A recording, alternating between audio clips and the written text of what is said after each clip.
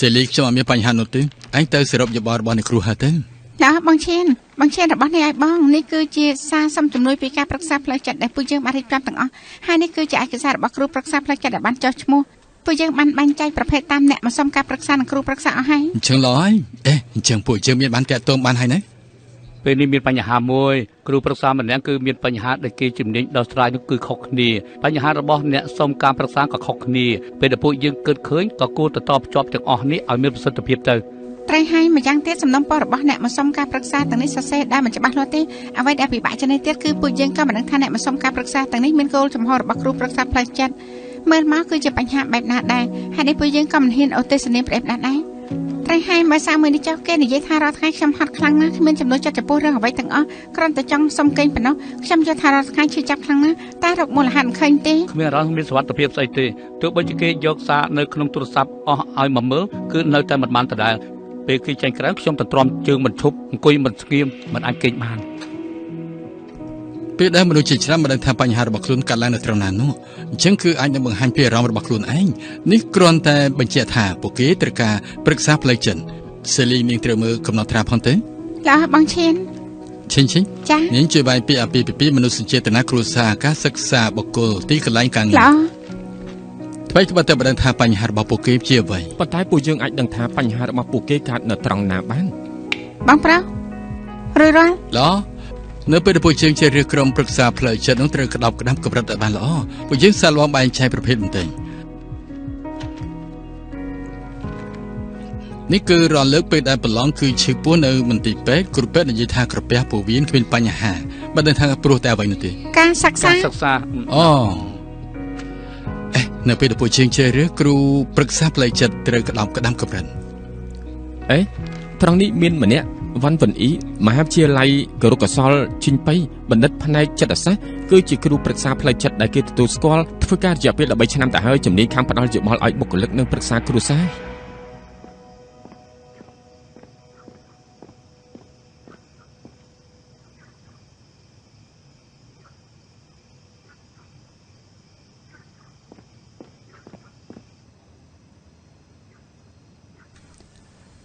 លីលីខ្ញុំត្រឡប់មកវិញហើយខ្ញុំខុសហើយខ្ញុំមិនគួរណារែរឹងអញទៅស្វែងរកស្នេហាប្រាប់អញទេអញនិយាយត្រូវហើយអើហើ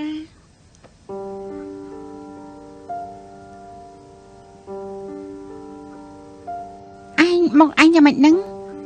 គេវាយអញហ៎តែប្តឹងប៉ូលីសទេអញយ៉ាងម៉េចហ្នឹងពេលនេះឲ្យអញនៅទ្រាំនឹងគេទៀតដែរមិនមែនគេទេអញ្ចឹងគឺអ្នកណាតែ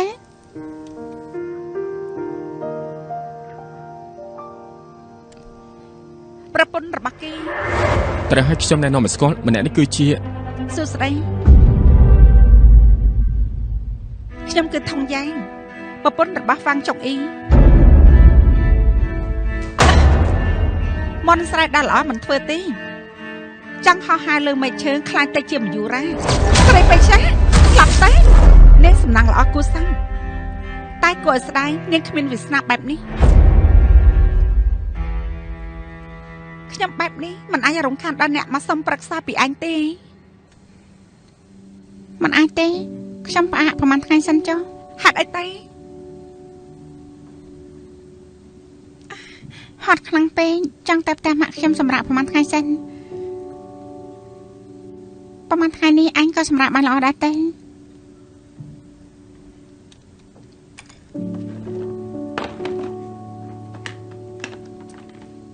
មិនក៏អញមិនស្ដីឲ្យខ្ញុំអញ្ចឹងអញក៏ត្រូវគេបោកប្រាស់ដែរចង់ស្ដីឲ្យក៏ស្ដីឲ្យប្រុសចង្រៃនោះដែរ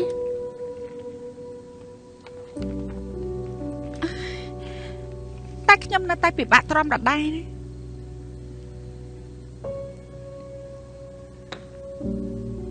ល្អអញ្ចឹងពួកយើងវិភាគបន្តិចទៅតើគេមានអ្វីល្អដែលធ្វើឲ្យអញពិបាកចិត្តយ៉ាងនេះទៅអញស្រឡាញ់គេត្រង់ណាទៅគេល្អអីទៅគេល្អចំពោះខ្ញុំនៅមានទៀតទេមានលុយល្អគេល្អចំពោះអញជារឿងតែមួយគត់ដែរអញអាចធានាថាគេល្អចំពោះអញជារឿងរហូតដែរទេលុយរបស់គេជាលុយរបស់អញដែរទេលុយដែលគេចំណាយលើខ្លួនអញគ្មានទេហេតុនេះអញពិបាកចិត្តអីទៅ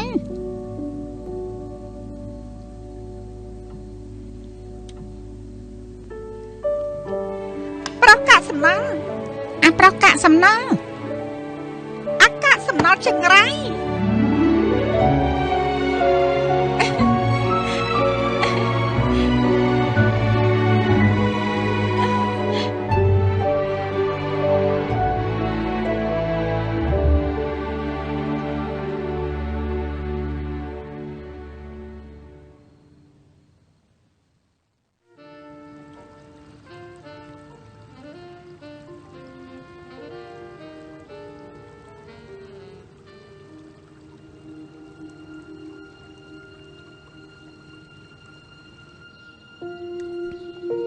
អាយ៉ាសួនបន្លែរបស់ខ្ញុំទីបំផុតអ៊ូអហើយថ្ងៃក្រោយពួកឯងគឺថាទុកទៅនេះជាផ្ទះរបស់ខ្លួនឯងចង់ញ៉ាំអីប្រាប់មកចុះខ្ញុំធ្វើឲ្យពួកឯងក្មេងៗត្រូវតែញ៉ាំសាច់ឲ្យច្រើនជាហួយឯងអាយុប្រហែលហើយខ្ញុំកើតនៅឆ្នាំ91អូឆ្នាំប្រពែត្រូវហើយអញ្ចឹងឯងអាយុបងហើទុន1ឆ្នាំត្រូវនេះគឺជា Thaler Seafood Loser របស់ខ្ញុំចាំបានថាពេលខ្ញុំនៅតូចមានម្ដងខ្ញុំជឿម៉ាក់ខ្ញុំឲ្យវាមកខ្ញុំឲ្យវាគេងជំងឺក៏ជាភ្លាមពីពេលនោះមកវាក៏ខ្លាចជាទេវតាតាមថែរក្សាខ្ញុំពេលនេះខ្ញុំឲ្យវាទៅលោកចុះនិយាយចំពោះនឹងសំខាន់យ៉ាងនេះនាងនៅយកវាមកឲ្យខ្ញុំទៀតខ្ញុំក៏ចង់ឲ្យលោកឆាប់ជាឡើងវិញខ្ញុំបបង់គ្រប់យ៉ាងហើយចាក់ចេញទៅគឺខ្ញុំចង់ប្រើពេលមួយជីវិតទៅទទួលយកកំហុសខុសឆ្គងខ្ញុំទុកកូនឲ្យបងគឺព្រោះតែបងស្រឡាញ់គេរហូតមកសង្ឃឹមថាបងអាចការពារសុវត្ថិភាពរបស់គេបន្តទៀតដល់ជីវិតដែលស្ងប់ស្ងាត់ដល់គេ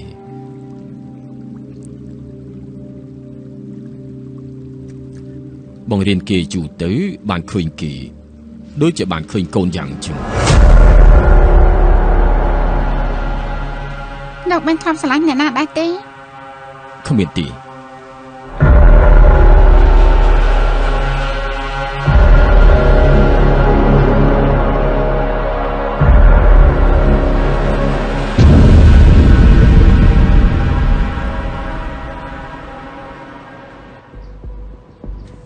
ខាងលីលីអញរបួសដល់ថ្នាក់នេះទៅហើយវាយយ៉ាងម៉េចទៅខ្ញុំដឹងថាប្រហែលថ្ងៃនេះអញបិទទ្វារគឺព្រោះតែកំដៅខ្ញុំប៉ុន្តែគ្រូប្រឹក្សាផ្លូវចិត្តរបស់យើងពិតជាមិននៅទីនេះមែនមិនដឹងថាអាចមានមនុស្សមកប្រហែលអ្នកវិញផ្លូវមិនមកវិញនោះទេហេតុនេះខ្ញុំសម្រេចចិត្តថាគឺជួយដល់ពួកគេខ្ញុំបដាបញ្ចេញកំហឹងឲ្យអស់ជីវិតរបស់យើងត្រូវតែរស់បន្តទៀតតែសំខាន់គឺខ្ញុំចេះវាយទេមិនអាចទេមានមនុស្សចេះ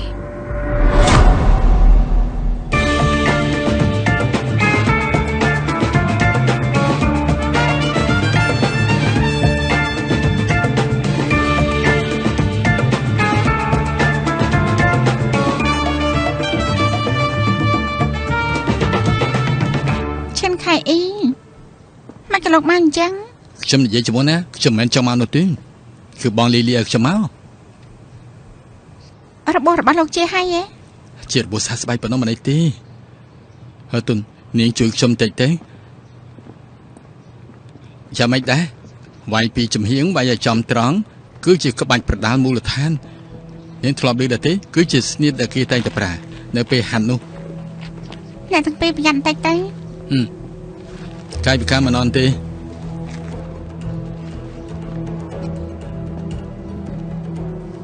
ខ្ញុំមិនដែរ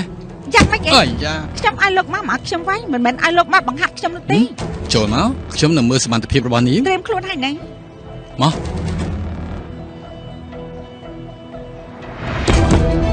ចាំមកទៀតចូលមកទៀតចូលទៀតវាយឲ្យខ្លាំងចាប្រឹងឡើង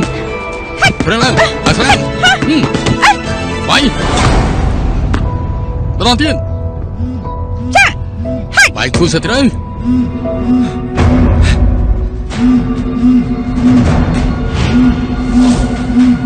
នាងចង់ទៅណាហ្នឹងនាងខ្លាញ់មែនទេអ្នកណាខ្លាញ់អ្នកណាទៅចាំមក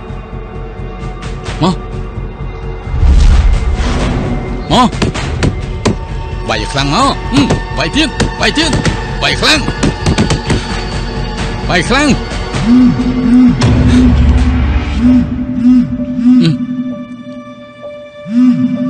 រហូតដល់បងជុំនឹងអូន បងចង់បញ្ឈប់នៅជាមួយអូនឲ្យបានល្អ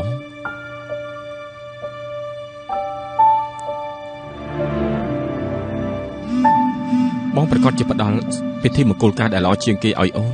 ពេលដែលខ្ញុំនៅតូនតែងតែគិតដល់ទស្សនវិជ្ជាដែលលោកប៉ាខ្ញុំជូនខ្ញុំទៅរៀបការគាត់កាន់ដៃរបស់ខ្ញុំប្រកល់ខ្ញុំទៅឲ្យមនុស្សដែលខ្ញុំស្រឡាញ់តែពេលនេះមិនអាចនោះទេបងប្រកាសជាផ្ដល់ពិធីមង្គលការដែលល្អជាងគេឲ្យអូនថាងលីលីងនាងពិតជាគ្មានកំណត់មែនផ្ដល់ភាពផ្អែមល្ហែមឲ្យនាងក៏ព្រមលុះព្រលឹងនាងខ្វះខាតចានេះឈិនខៃអ៊ីចូលមកចូលវាយខ្លាំងវាយខាងកំហឹងរបស់នាងកម្លាំងបាយទៀតវាយខ្លាំងទៀតខាងលីលីនាងក្រោម100នាទីមើលទៅមានវាសនាគ្មានកំណត់រែងឡើងមន់ស្រែមិនធ្វើទេ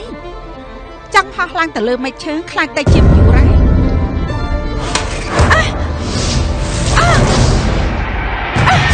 ឈិនខៃអីខ្ញុំវាយលោកឲ្យក្រាបខ្ញុំមិនឃើញកំណត់របស់នាងទេចូលមករែងឡើងឆាប់បတ်ទូរស័ព្ទចាំទៅខ្ញុំយល់ហើយទៀតរ៉ាកំងវាយខ្លាំងវាយខ្លាំងឡើងវាយខ្លាំងឡើងវាយទៀត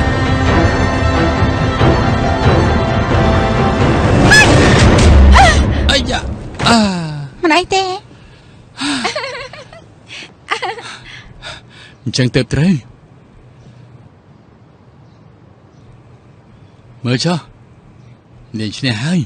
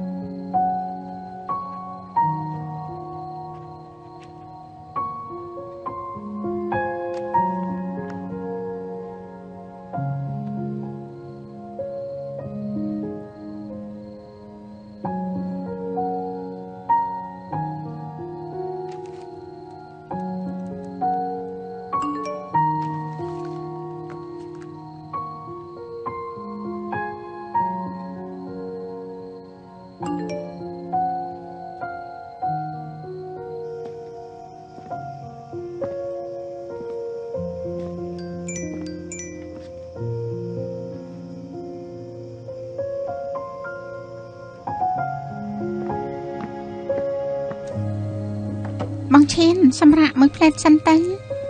សុំទោសផងអរគុណនាំពួកនាងធ្វើការទាំងយប់ពិតជាហត់នឿយការងារនេះពួកយើងធ្វើជាមួយគ្នាស្រាប់តែហើយមានអ្វីត្រូវសុំទោសទៅបងឈិនពួកយើងសល់ប្រហែលទៀតដែលមិនតាន់ធ្វើរួចទៅដាស់អ្នកទាំងអស់គ្នាសិនទៅនាងមើលគេចុះញាក់ឡើង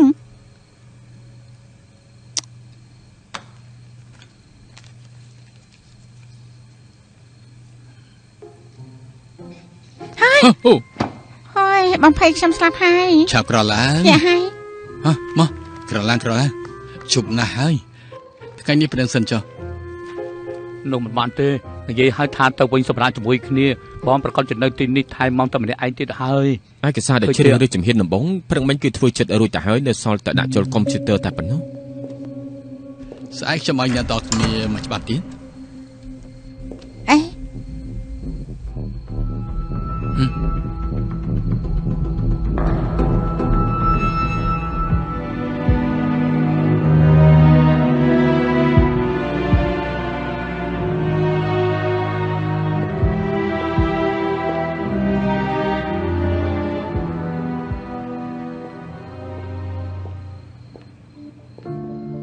សួស្ដី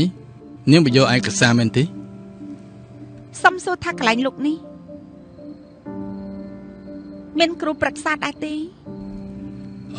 នាងចង់ប្រឹក្សាផ្នែកណាទេឃើញចេះទេពួកយើងត្រូវស្វែងយល់អំពីតម្រូវការរបស់នាងឲ្យច្បាស់លាស់សិនទើបអាចធ្វើការណែនាំអញ្ចឹងអាចតាក់ទងអត្ថន័យក្នុងការប្រឹក្សាបានអញ្ចឹងហើយចាជប់សិន នេះគឺជាឯកសារគ្រូប្រឹក្សាដែលឆ្លងកាត់ការជ្រើសរើសរួចហើយនាងអាចមើលបន្តមើលចុះនេះគឺជាអ្នកគ្រូហើគេជាគ្រូប្រឹក្សាកម្រិតជាតិមានជំនាញគឺប្រឹក្សាផ្នែកស្នេហានិងសុភមង្គលគោលការណ៍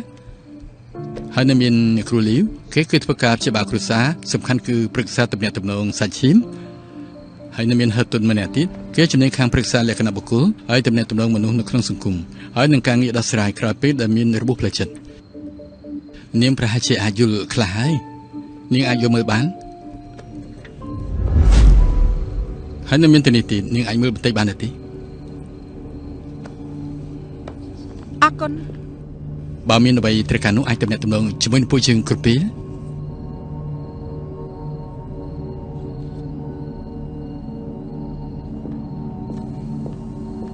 មនុស្សម្នាក់នេះចម្លែកណាស់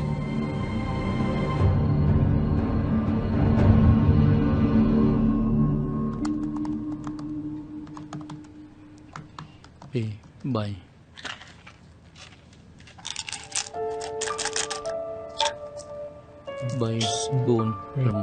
6 ញ៉ាំម្ដងកុំច្រើនពេកណាអាចមានផលវិបាកបានពេលយល់ថាអារម្មណ៍ពិតជាមិនអាចគ្រប់គ្រងបានទេនោះចាំញ៉ាំថ្នាំ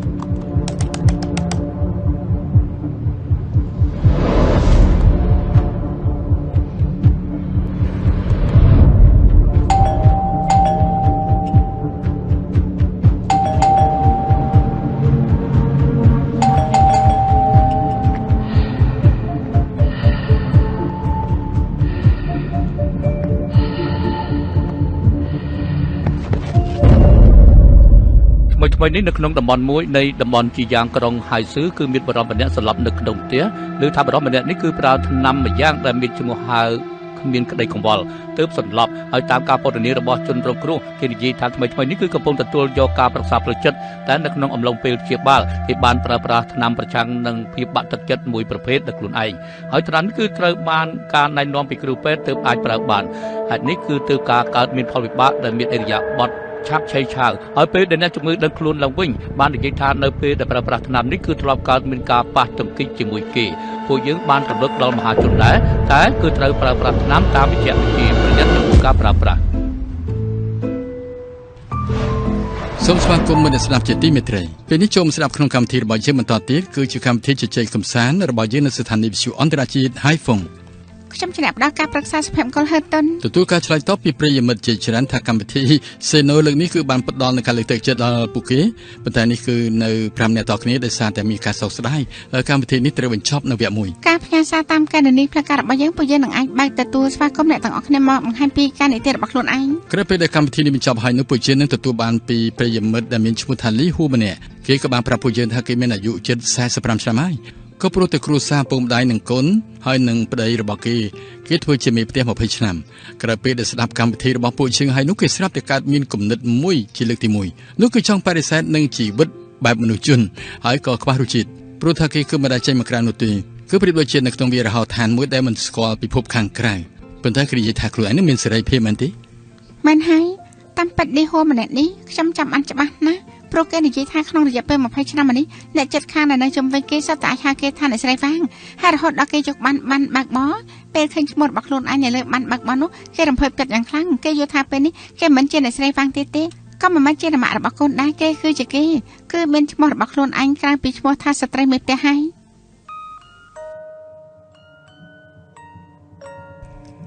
មិនខុសនោះទេតាមរយៈប្រធានបទសេណូគឺមិនត្រឹមតែផ្ដល់ការលួងលោមខ្លះដល់អ្នកស្ដាប់នោះទេតាមពិតបាននិយាយចំពោះខ្ញុំវិញចំពោះរឿងជាច្រើនដែលខ្ញុំមានគំនិតថ្មីអញ្ចឹងខ្ញុំក៏អាចប្រទះឃើញថាអ្នកស្ដាប់ទាំងអស់គ្នាគឺសិតតែអាចយល់ដល់គ្រួសាររបស់ខ្លួនឯងហើយខ្ញុំក៏យល់ឃើញថាក្នុងពេលដែលពួកយើងពិភាក្សាគ្នានេះគួរតែបដិសេធយ៉ាងម៉េចហេតុអ្វីមិនហ៊ានបដិសេធហៅសាស្ត្រាចារ្យជីខ្ញុំគឺជាហ៊ុយណាក្រែងលើកមុនលោកនិយាយថាចង់ជើញខ្ញុំញ៉ាំបាយមែនទេខ្ញុំជាអ្នកសុំខ្លួនឯង ពេលនេះខ្ញុំប្រទះឃើញថាឲ្យតែអ្នកស្ដាប់ដឹងពីទម្លាប់នៃចរិតមួយនេះគឺមានប្រភពមកពីការធំធាត់និងមានការបទពិសោធន៍កាលពីមុន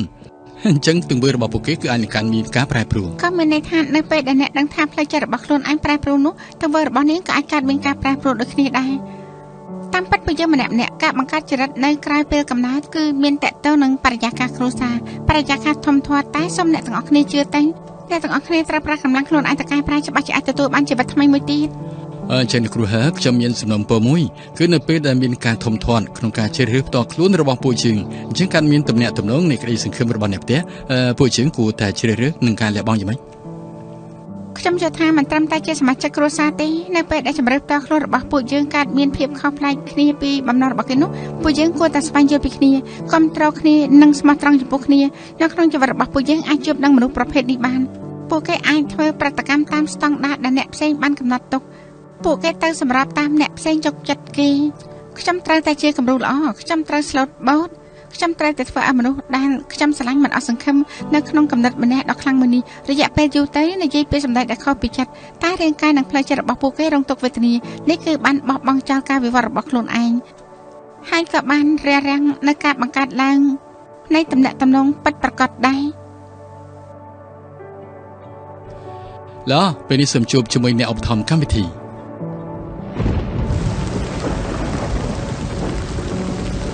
ភ្លៀងខ្លាំងណាស់ត្រូវហើយអរគុណហើយសៀវលាវបើគ្មានលោកទេខ្ញុំប្រកាសជាទឹកភ្លៀងហើយមិនអីទេខ្ញុំស្របផ្លូវដែរអញ្ចឹងខ្ញុំទៅផ្ទះវិញហើយឆាត់នេះនឹងយកទៅចុះឆាត់នេះក្រែងជាឆាត់របស់អ្នកម៉ាក់ខ្ញុំទេ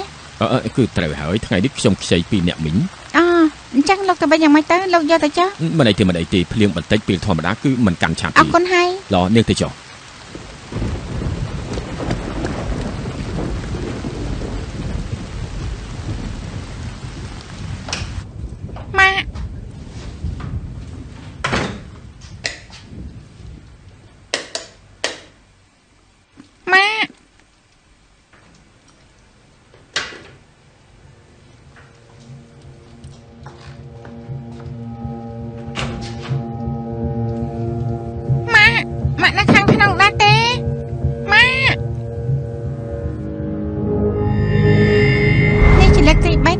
ពិតជាស្លាប់ហើយមិនសប្បាយអីបន្តិចនោះទេម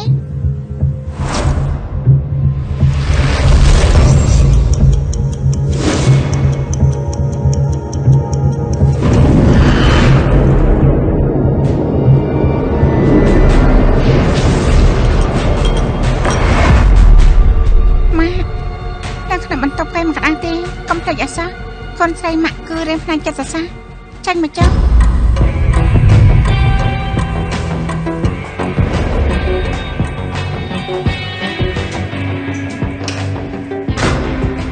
សង្ឃសពសើលើជន់ខ្ញុំមកវិញនោះគឺជារបស់ម៉ាក់គេប្រាប់ថាគេខ្ចីពីម៉ាក់នៅពេលថ្ងៃ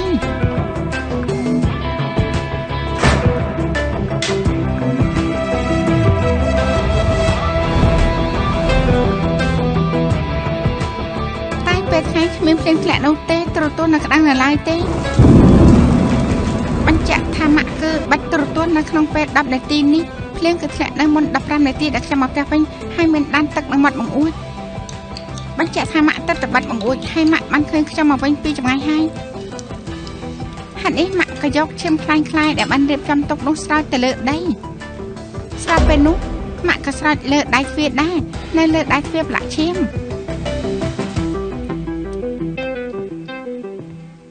ម៉ាក់ប្រាប់ម៉ាក់ចុះលើកនេះម៉ាក់ពិតជាធ្វើឲ្យខ្ញុំភ័យមែនម៉ាក់ដឹងទេបើម៉ាក់ធ្វើបែបនេះទៀតថ្ងៃក្រោយខ្ញុំឈប់មកវិញហើយខ្ញុំពិតជាខឹងមែនហើយខ្ញុំទៅហើយ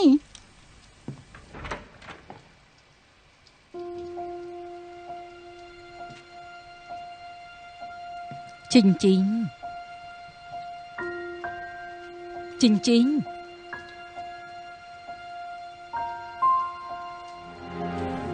នៅលើមុខសត្វតែឈាមខ្លាញ់តែចកូនឆ្មាហើយលើក្រៅកុំធ្វើបែបនេះអី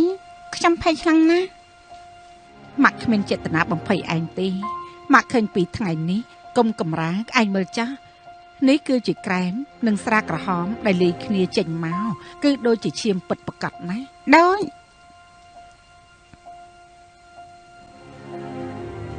ខ្ញុំជួយជួយដល់ម៉ាក់ បើឯងខឹងនឹងម៉ាក់នោះឯងអាចវាយម៉ាក់បានមិនអញ្ចឹងវាយម៉ាក់ទៅណា ខ្ញុំមិនវាយទេ វាយទៅម៉ាក់មិនចង់ឲ្យឯងចេះតែលួចយំនោះទេ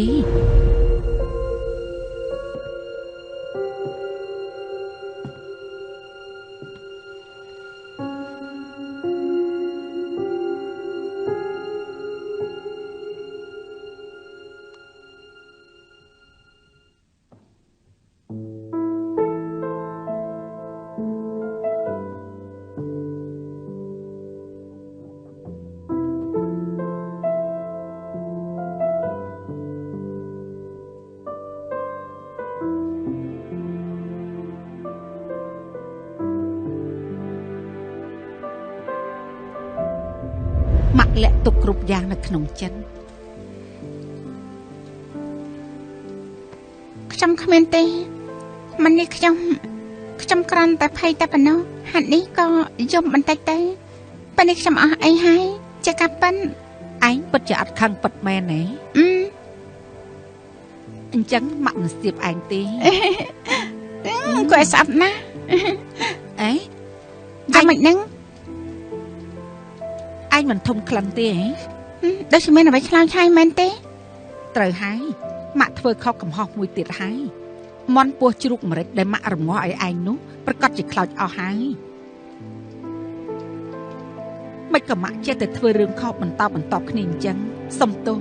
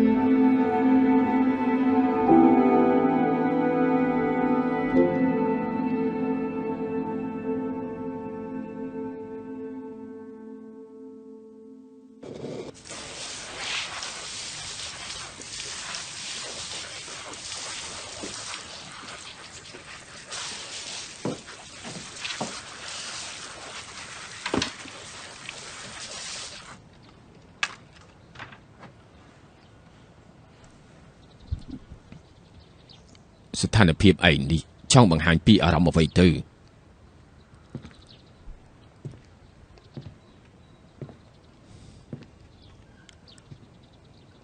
ស្នេហាត្រូវគេបោកប្រាស់ឆ្លោះគ្នាឯងពូកែសំដីណាស់ក៏មិនគួរណាឆ្លោះចាញ់គេដែរ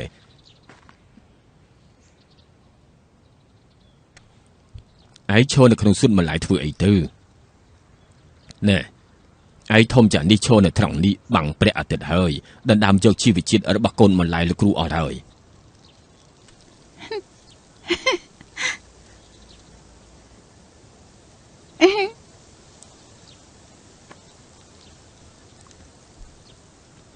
ពេលនេះឯងខ្លាំងពូកែហើយរៀនចេះបោកប្រាស់លោកគ្រូទៅរំញោចដល់ការព្យាបាលអារម្មណ៍របស់ឯង រៀនចាប់ហើយ គ្រូមានបង្រៀនឯងរឿងនេះទេ ខ្ញុំមិនបានយំទេ ប្រកែកទៀតផងកូនស្ពៃក្តោបគ្មានទីពំនាក់ពេលស្លាប់ទៅក៏คล้ายទៅជាម្ហូបមួយចានរបស់មនុស្សទៀតផងចុះឯងវិញមិនបារម្ភរឿងហូបចុកស្លៀកពាក់ធ្វើរឿងដែលខ្លួនឯងចូលចិត្តធ្វើមានមិត្តភ័ក្តិច្រើនមានអ្នកម៉ាក់ដែលល្អយ៉ាងនេះ លោកគ្រូថាពេលដែលធ្វើខុសហើយគឺមិនអាចប៉ះទៅវិញបានទេគឺដូចជាស្លាកស្នាមមួយ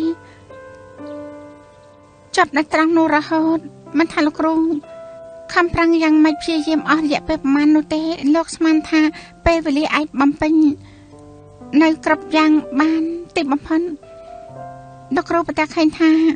នៅខាងលើនោះគ្រាន់តែមានស្លឹកឈើក្របដណ្ដប់ពេញប៉ុណ្ណោះក៏ស្មានថាវាមិននៅទៀតដែរតាមពិតវាគឺមានវត្តមានរហូត វាមិនទៅណានោះទេ នេះមិនដូចជាសម្ដីរបស់គ្រូប្រឹក្សាចិត្តសាស្ត្រនិយាយទេ ពេលនេះខ្ញុំគឺជាកូនស្រីដែលបំពេញផ្លូវម្នាក់ មកសាមិញម៉ាក់ខ្ញុំឲ្យទៅផ្ទះញ៉ាំបាយខ្ញុំទៅវិញប្រទះឃើញថាគាត់ខំខ្លួនឯងនៅក្នុងបន្ទប់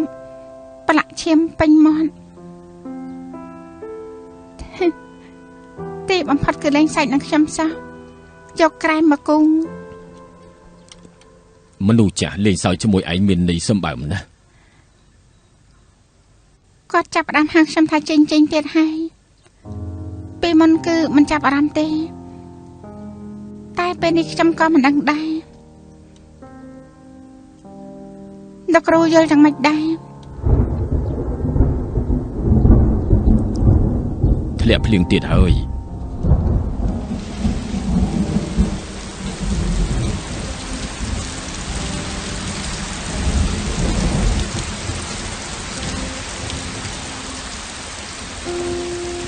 លោកគ្រូសាច់អីហ្នឹង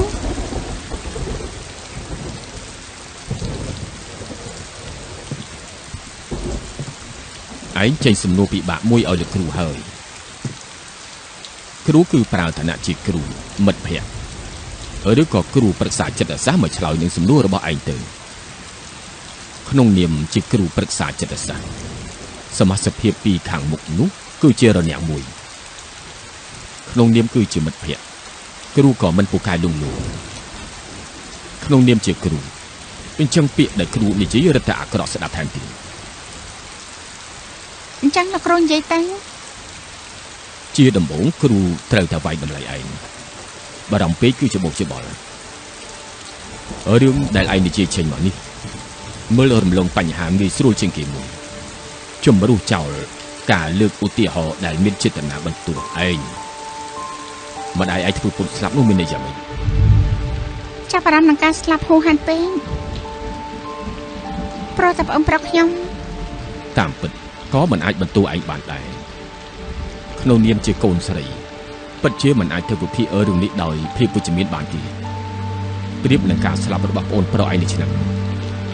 ឈរនៅក្នុងអាយុរបស់គ្រូនៅពេលនេះអាយុច្រើនហើយអ្នកណាក៏ជាមិនផុតដែរក៏មិនមែនខ្លាចស្លាប់តែគឺខ្លាចបែកគ្នាជាមួយនឹងមនុស្សដែលខ្លួនឯងស្រឡាញ់បំផុត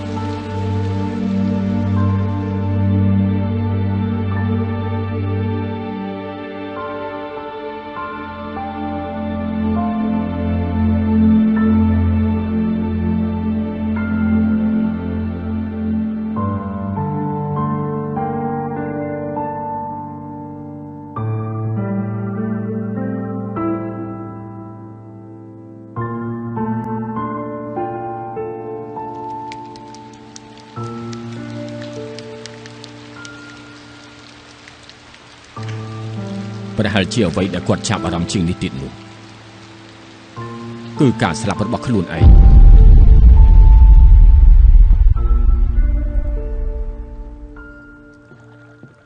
អ្នកគ្រូសេវិនអ្នកនាងចាអញ្ជើញចូល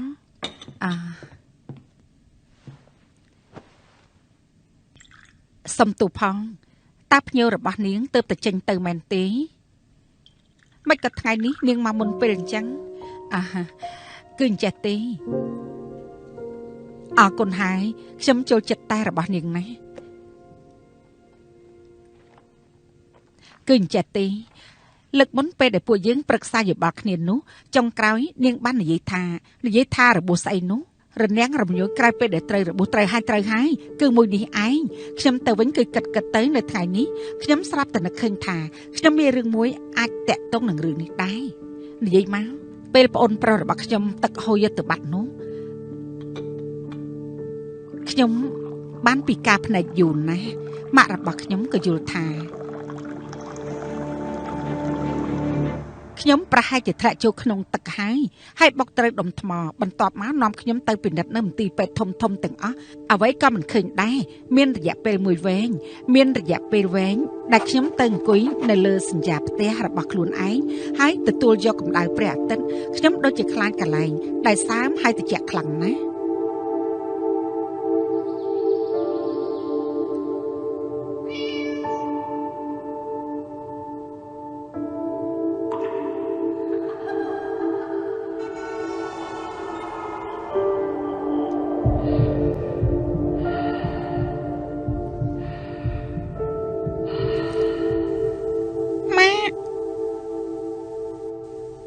ឆាននៅត្រង់នោះធ្វើអី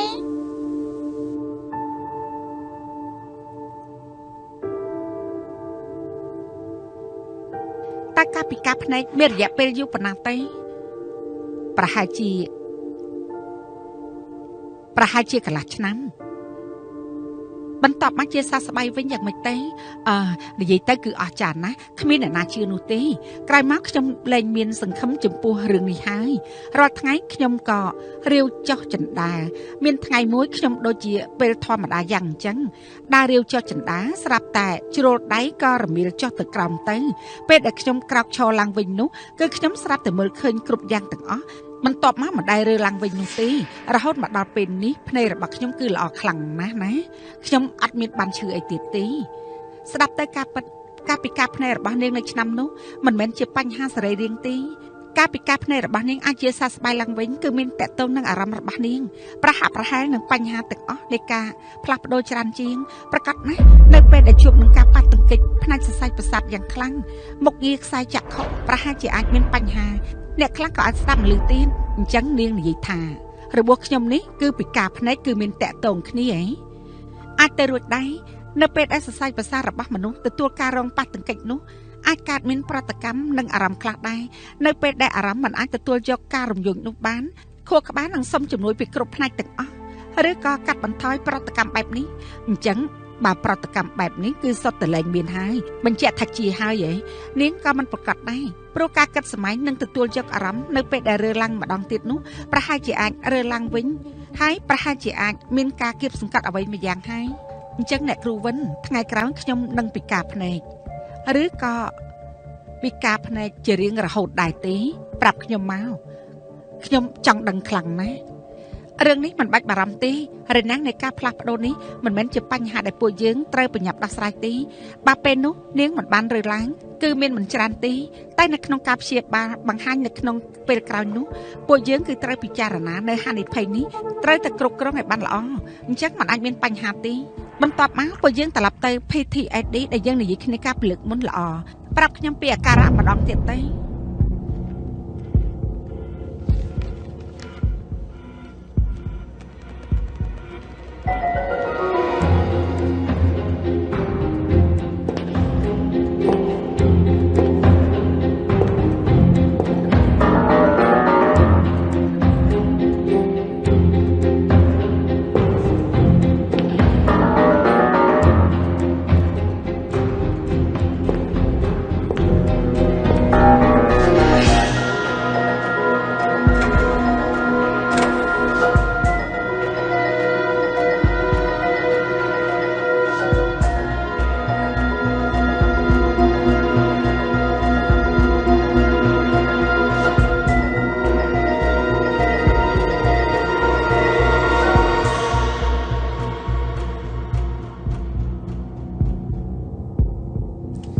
កម្មវិធីជជែកកម្សាន្តកម្មវិធីសេណូ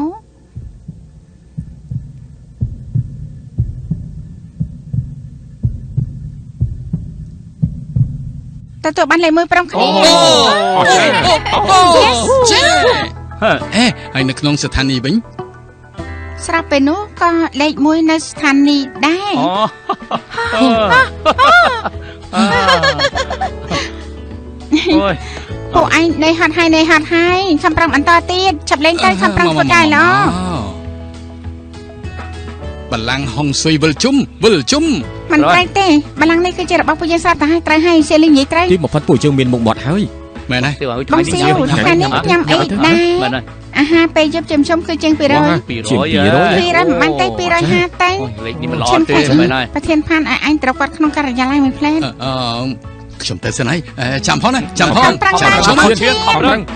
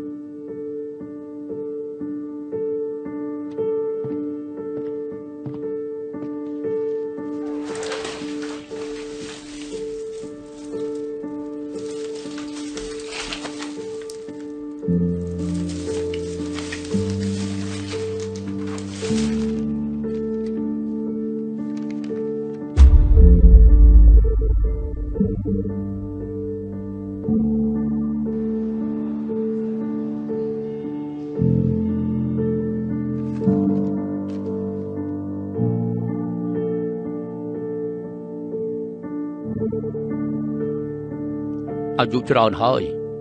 នរណាក៏ជាមិនផុតដែរក៏មិនមែនខ្លាចស្លាប់ដែរតែក៏ត្រូវខ្លាចបែកគ្នាជាមួយមនុស្សដែលខ្លួនឯងស្រឡាញ់បំផុត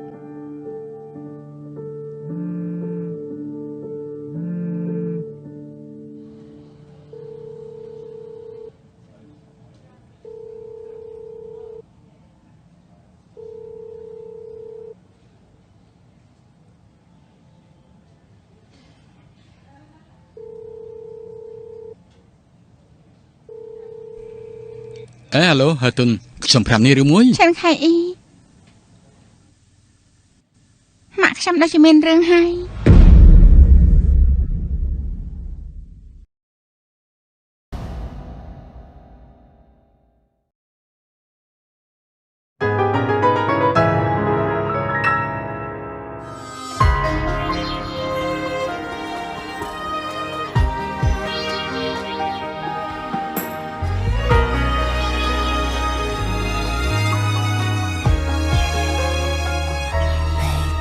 晨曦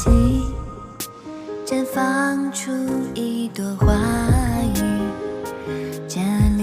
有你与咖啡的香气，无论是阴霾转雨，还是天气忽然放晴，我都想和你在一起。阵雨轻轻地远远地飘出了天际，也带走我蓝色和多云的回忆。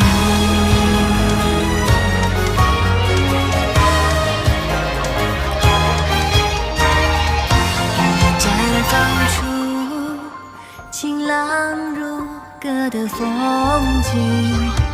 也看见你，连如星辰的